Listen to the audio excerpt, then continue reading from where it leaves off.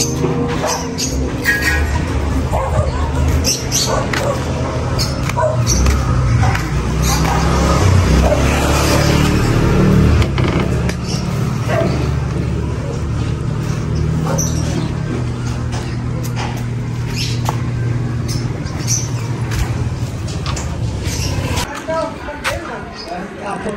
po, magandang hapon. Update po tayo dito sa project namin sa Phase 3. Angelic Townhouse po ito na inner unit. So bali ito pong paggawa nila is isang buong unit po siya. So package na po ito. Kasama na po yung front extension. So sa amin po kasama na yung mga para sa ilaw. Ayan, wirings. So kung mapapansin nyo, yung harap natin is naka wrap finish kasi po maglalagay tayo ng brickstone dyan. Pagdating naman po dito sa kabilang side, ito naman po is naka-smooth finish para sa paglalagay natin ng masilya. Ayan. So, wow! Nagawa na rin po pala ni Ray yung para dito. So, sa pinakagawa po namin, hindi po kami nagtatapat ng pinto sa pinaka-gate. Kasi ano kami dito eh. Chinese-Chinesean.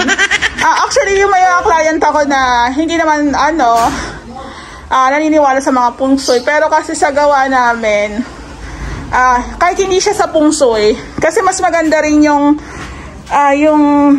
entry mo is hindi agad siya mapapasok. Kumbaga, mag-aalangan kasi nga andito sa my side. Yun yung para sa akin So ito po yung design ng grills ni ma'am dito. So yung 1x1 po yan, tsaka 1x3. Pag ganun po yung lagay namin. Yung 1x1 po is dito po sa may taas. So meron na rin po pala tayong polycarbonate na harang. Dati hindi to pinapayagan eh. Since allowed na siya, hindi na ako naghintay kay ma'am o kay client na lagyan.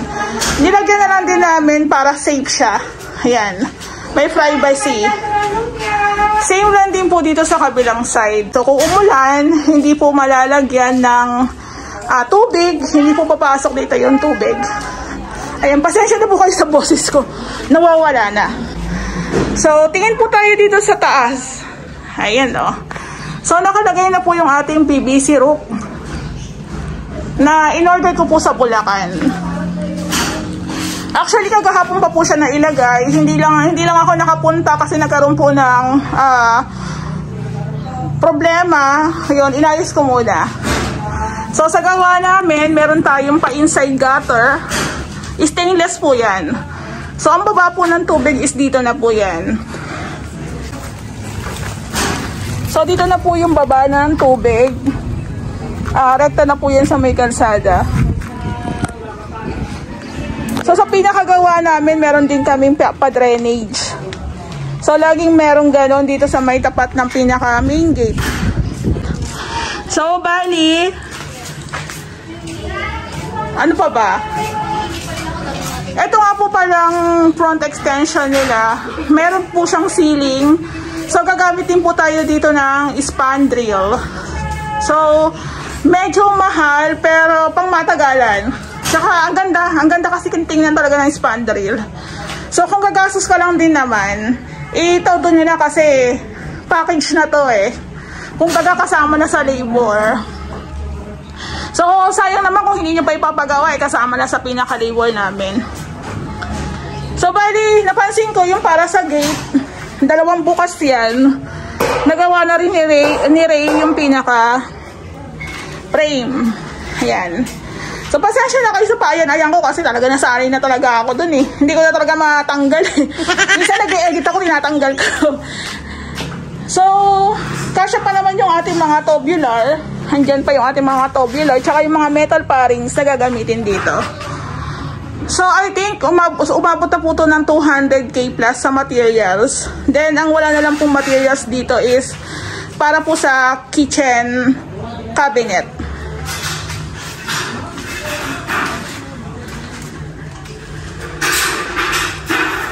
So, update na po tayo dito sa loob. Yung loob po natin is okay na po yung cove light. Ayan. So, I think parang 2 days lang po yata nila itong ginawa. So, ito, isi-share ko lang po sa inyo. Kami po, pag kumukontrata kami sa Ray House Makeover, kontrata po kami, hindi po kami arawan. So, kung gagawin po namin halimbawa, itong cove ceiling, example ko, kung sa iba po to, ang gagawa is hindi ganun pa gaano kaaral. Hindi niya pa napag-aralan kung paano gawin, kung paano yung mabilis na pagkilos. So, sa amin po iba. Kasi, ang Ray House Makeover po is 3 years na. So, wag po kayong magtaka kung 2 days lang nilang ginawa tapos ang mahal ng singil. Hindi po natin binibilang yung araw ng gawa namin. Ang binibilang po natin diyan o binabayaran natin diyan yung kontrata namin, 'di ba? Kasi meron kasing nagpagawa sa amin na wala pa nga daw 1 buwan ginawa yung unit niya, is ganun kami naningil. Ganun kami, mabilis kaming gumawa 'di ba? So hindi niya dapat kino-question yung bilis namin sa paggawa kasi sa loob ng 3 years na pag-aralan na po namin, lalo na po sa mga kasama namin sa hanap buhay. Yung iba 2 years na, yung iba 3 years na, yung iba mag-1 taon na. So, napag-aralan na talaga. Katulad po dito, isa lang yung gumagawa. Pero, gumagawa kahit walang nagbabantay. May natatapos kahit walang nagbabantay. So, wag niyo po, kung kukontrata po kayo sa amin, wag niyo po questioning kung ilang araw kami gumawa dyan. Kasi, kontrata po tayo. Pakyaw. Ayan. So, sa magiging mga next client ko, magiging medyo mabusisi na rin talaga kami. Kung si client gusto ipaasikaso sa akin lahat ng materials, okay lang yon. Pero kung halimbawa may doubt sila, pagdating sa pagbili ng ganito, paglakad ng ganyan, siguro magdadalawang isip na lang din kami na, sige po ma'am, kayo na lang po mag-asikaso niyan para transparent. Pero actually sa 3 years, wala akong naging problema. Wala akong naging problema kasi ini-inform ko naman si client. Kahit na late akong mag-inform kasi hindi lang po 1, 2, 3 ang projects ko. Marami rin po ako inaasikaso. Siguro, kung na-late man ako mag-inform, i-consider. Kasi nga, prior to that, pabor yun sa unit mo. Ayun, na-share ko lang po sa inyo. Kaya, if ever nakita nyo kami, wow, ang bilis nyo naman ginawa. Kasi nga po, kumbaga sa panahon, sinubok na kami ng panahon. Pero kung ito, lalagyan ko to ng, although skilled siya, pero hindi niya pa alam yung pasikot-sikot, mabagal po yun. Mabagal. So, sa amin, mabilis, pero pulido yung gawa. Yun po yung sinasabi ko. Iba po yung mabilis at pulido ang gawa. Kasi meron naman pong mabagal, pero pulido ang gawa. Meron namang mabilis, pulido rin yung gawa. So, depende po siguro sa gumagawa yun. So, ayan, na-share ko lang po sa inyo. Ito na po yung in-accept kong deliver. Ako po nag-order neto. Si Ray po yung nag-estimate kung ilan ang magagamit. Ako po yung nakipag-transact kay supplier. Tapos, in-update ko lang din po si client na ganito po yung kanyang total. So, kumbaga, kay client, pabor na pabor kasi tulad neto, yung may-ari neto nasa ibang bansa. Parehas sila. Pinapadala lang po nila yung payment sa akin through bank transfer. O kaya ipapadala po dun sa kapatid na cash, dadalahin po sa bahay. Pero, yung kapatid niya, kamag-anak niya, hindi po nag-asikaso ng materialis. Ako po lahat. So, sa pinaka-labor po namin dito, hindi po kasama. Actually, hindi pala sa kasama. Sa pinaka-labor po namin dito, ang binayaran lang po ni clients is yung mga ginawa namin. Pero yung pag-aasikaso namin, pagbili ng materials, paglakad ng gate pass, kasama na po yun. Parang pinackage na namin. Bakit namin sinama? Kasi nga po, bilang contractor, ayaw namin ma-delay yung aming gawa. Mas gusto namin matambakan kami ng maraming materyales para tuloy-tuloy yung aming gawa. kesa mag-update ako time to time, ma'am, kailangan po namin ng materials. Ma'am, kailangan po namin ng semento. Madidelay po yung gawa. So, baka hindi po namin masapul yung 2 months na project completion. Ayan. So, doon po sa mga nagtitiwala sa amin, maraming salamat. Kasi meron nga sa ibang bansa na nagpagawa na parang ngayon lang kami nagkita. Nagpapasalamat siya kasi natapos yung unit niya na usap-usap lang kami sa Messenger. Ayun. So, panoorin niyo po yung vlog ko para mas maintindihan niyo kung paano kami gumawa dito sa Ray House Makeover. So, nasi-share ko lang. Ayoko kasi, meron po kasing nangyari pero sasarilihin ko na lang po yun. Parang charge to experience. Pero kung gusto niyo malaman, pwede niyo po akong i-PM. Kasi alam ko yung iba dito sa channel ko is parang pamilya ko na eh. Concern na sa akin. So, meron lang kami pinagdaan ng kagahapon ni Ray. Hindi ko na lang po sasabihin sa vlog. Pero kung gusto niyo malaman, pwede niyo po akong i-message. Ayan. So, ito na po yung itsura. Sa pinaka-package, kasama na po yung back and front extension. Ayan. So, sa totoo lang, napakamura na po talaga ng singil namin. Bakit mura? Kasi nga po marami nagpapagawa sa amin. So, mas gusto po namin yung kahit mura kami, maraming magpagawa. Diba? Kesa naman totally wala kaming projects. So, try nyo po i-consider kasi mapipigure out nyo naman kahit sa vlog pa lang eh. So, ito, gusto ni client is meron tayong pa-bar counter. Actually, ang sukat nito is 40 cm. Pero ang gusto po ni client is 50. So, hahabulin na lang po natin siya ng tile adhesive. Tapos, itsura naman po ng ating counter slab. Ganyan lang po siya.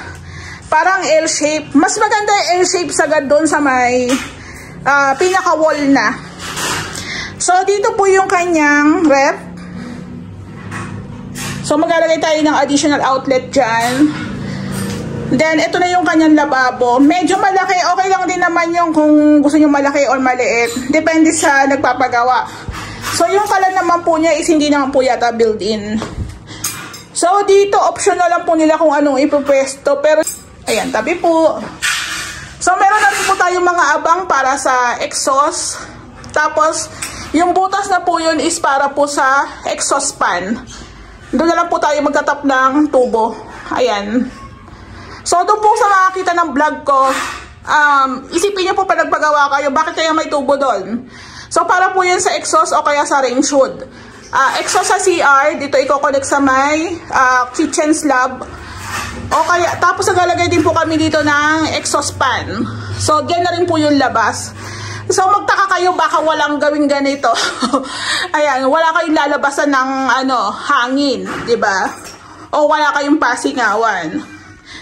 So, ulitin ko lang po, itong project ko na to is parang tumungtong na po siya ng 200k plus. Nakita nyo naman, harap-likod, halos na itayo na, halos makukompleto na. Pinupwesto na lang namin yung bawat materyales. Ayan.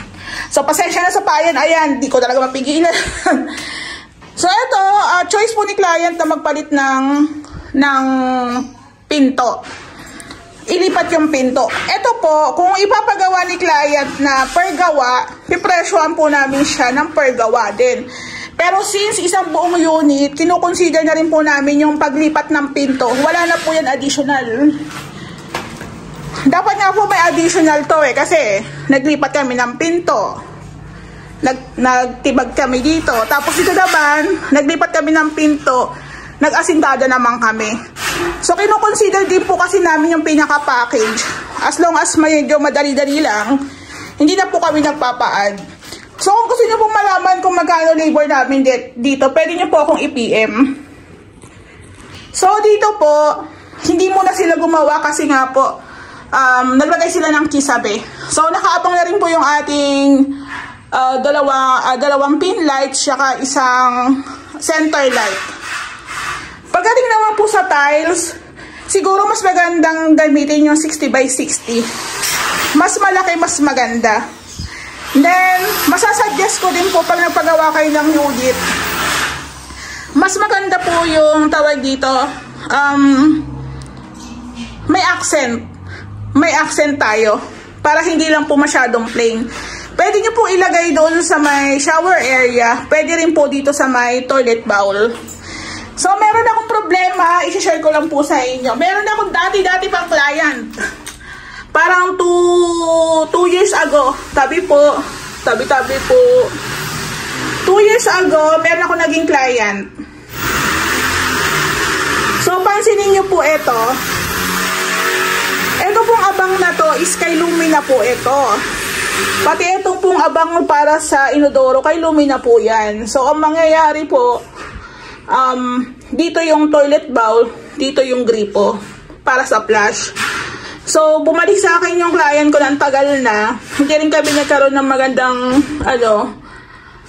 pinapaback job niya sa amin yun. 2 years ago po ha. 2 years ago. Ibig sabihin natirahan niya na po yun. Ito po is kay Lumina. Nagtap lang po kami. Ang nangyari po pala kasi dito is naputol yata. Naputol. So, sabi ko sa kanya, medyo kasi pag ganyang hindi rin maganda talaga yung sa amin ni client. Medyo hindi rin po talaga okay yung pag-approach ko kasi hindi rin talaga kami nagkaroon ng magandang at maayos na pagtatapos. Ayun, share ko lang. So, ito po is kay Lumina, tinap lang namin. So, sa loob ng 2 years, nagagamit. So, kung sa loob ng 1 buwan nagkaroon ng problema, sana sinabi niya na, diba? 2 years na tumagal, natirahan na, nagamit na. So, ang niya sa akin, back job. Sabi ko, hindi po back job yan. Kasi, ang back job po namin is 1 month lang po. Ayan. So, sabi ko, gagawin po namin yan, walang problema. Pero, may charge. Diba? May bayad. So, ang suggest daw sa kanya kasi nagtanong siya sa iba, ang suggest daw sa kanya, dapat daw kasi yung toilet bowl at saka itong abang ni Lumina dapat daw nandito sa gilid. So kami, kung ano lang naman yung nandoon na, itatap lang din namin, diba? So alam nyo guys, share ko lang sa inyo, kung magpapagawa kayo ng unit, talagang makitungo kayo ng maayos sa contractor. Lalo na kung makaka-encounter kayo ng matino at maayos na contractor. Kasi nakakawalang gana rin na yung gumawa ng bahay mo is parang kulang ka sa respeto. Parang gano'n. So, maging mabait tayo hanggang matapos. Tsaka mas maganda maging open hanggang sa huli. Kasi, kung magkaroon ng problema yung unit, ang dali lang naman Ang dali lang naman makiusap. Actually, si Ray, hindi na po yan nagpapabayad minsan. Kahit lumagpas na sa 1 month back job po yung aming renovation. So, na-share ko lang po sa inyo kasi hindi po pare-parehas ang tao. So, basta mabait ka lang na mabait. Ituloy-tuloy mo yung pagiging mabait mo. Ganun lang din po kami. So, medyo kasi may pinagdadaanan po talaga ako. Pero okay na po ako ngayon. So, ito po may niche tayo. Actually, matrabaho yung niche. Pero hindi na po namin to ina-add. Since isang buong unit, kinukonsider din po talaga namin yung mga requests ni client. So, importante din po pag nagpagawa kayo ng bathroom, iabang nyo na po yung shower set. Ayun, yung parang kulay-pula na yun. Iabang nyo na po para may abangan na rin ni tile setter. Ayan. So, sa may-ari nito, ma'am, nag-add po kami ng 2 box para sa wirings, gawa ng naubos na. So, medyo marami kasi tayo nilagyan ng wirings. So, may kisame na tayo. Ayan. So, ito po, bibilihan ko na lang to ng exhaust fan. Tsaka, o-orderan ng ilaw. Ito na nga po pala, nalipat na namin yung aming abang. Dito po kasi siya dati, oh. Ayan, dito po siya dati. So, nalipat na.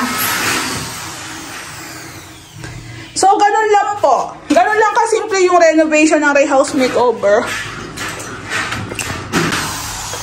So, bali, update naman po tayo dito sa taas. So, po lang yung aking face mask at malikabok. So, dito naman po sa taas, natayos na po namin yung hagdan. Nilagyan din po namin ng cover kasi nga po, syempre, nag-a-upgrade kami ng materyales. May tendency po kasing makantuhan siya, makantuhan. Picturean ko lang pala. Ayan. So, ayan po. Kailangan ingatan nyo po talaga. So, may nagtanong po pala sa vlog, ma'am, bakit sa inyo, inuuna nyo yung pagta-tiles? Actually, inuuna po namin yung pagta-tiles kasi po, para malagyan na po namin siya ng cover. Ganun po. Kasi kung hindi pa namin natapos yung pagta-tiles tapos magko-cover, mahirap po yun. So, tiles muna.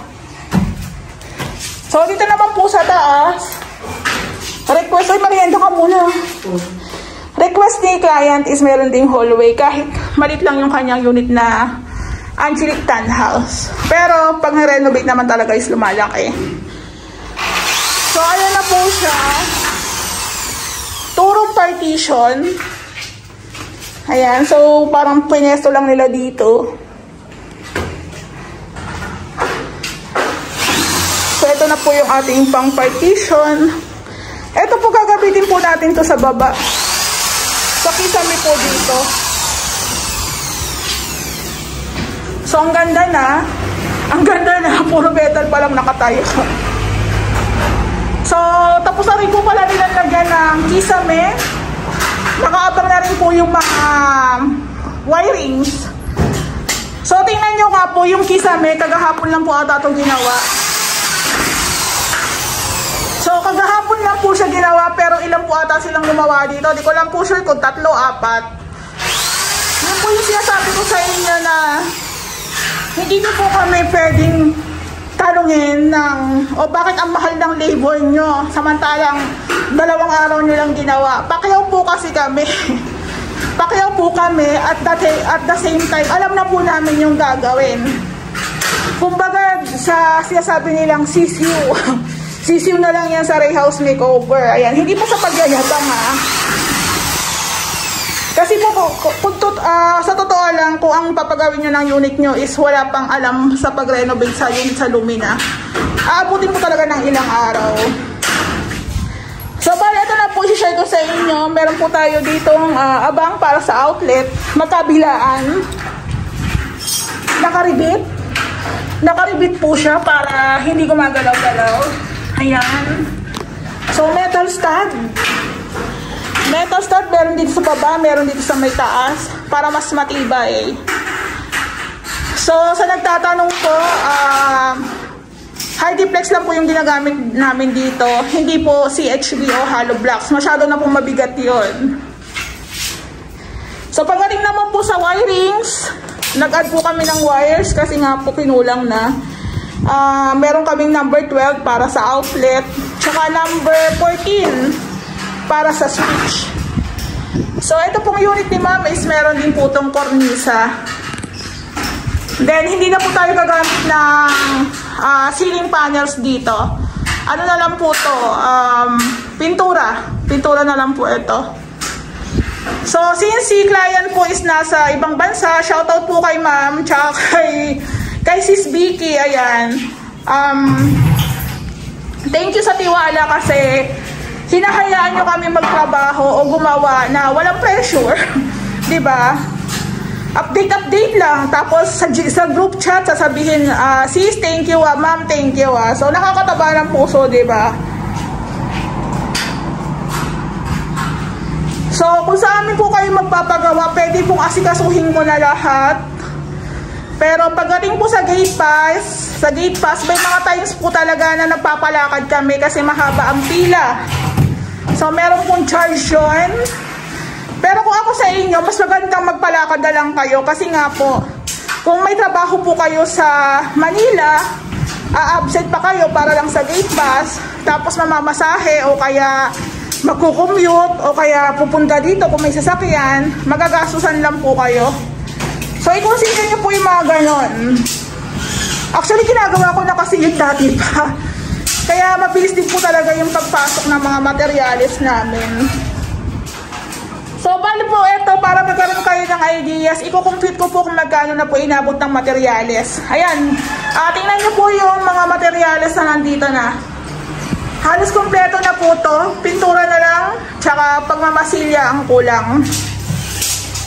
Then, halos compute na po namin yung materials kung ilan ang magagamit kasi sanay na nga po talaga kami dito.